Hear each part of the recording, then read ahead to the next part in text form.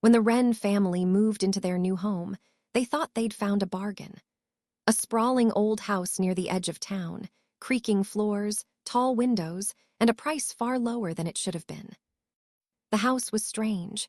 Along the baseboards, everywhere you looked, there were tiny, jagged holes, some no bigger than a coin, others wide enough for a fist. The realtor muttered something about rodents, and the family shrugged it off. Emily, their 6-year-old daughter, hated the holes.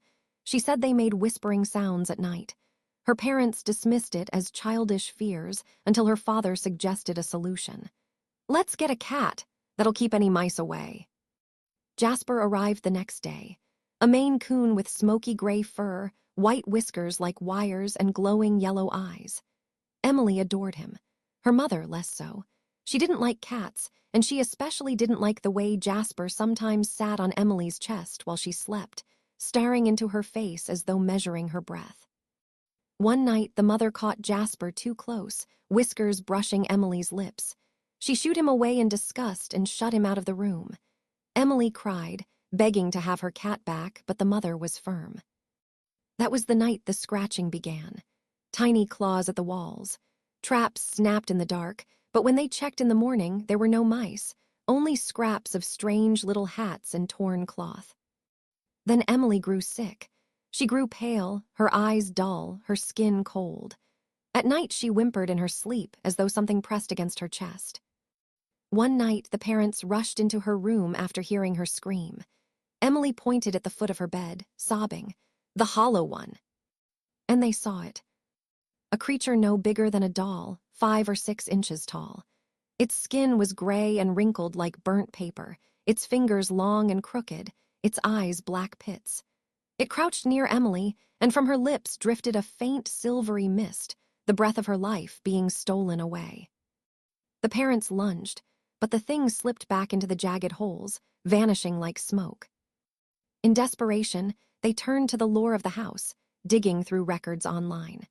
Every family who had lived there lost children, each child wasting away until they looked like shriveled husks. The hollow ones, they learned, were oldie parasites that fed on the living, tiny shadows that slipped through cracks in the walls. And only one natural predator had ever hunted them: cats. The mother's heart sank.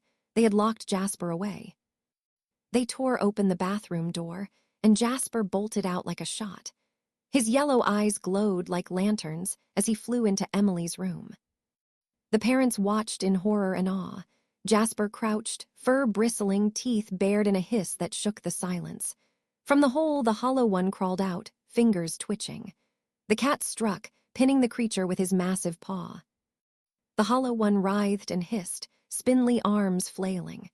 Jasper snarled, his mouth open in a savage cry, claws digging deep into the floorboards. And then he snapped up the creature and swallowed it whole. The house fell quiet. The holes in the walls seemed darker than ever, silent, waiting. Emily stirred weakly in her bed.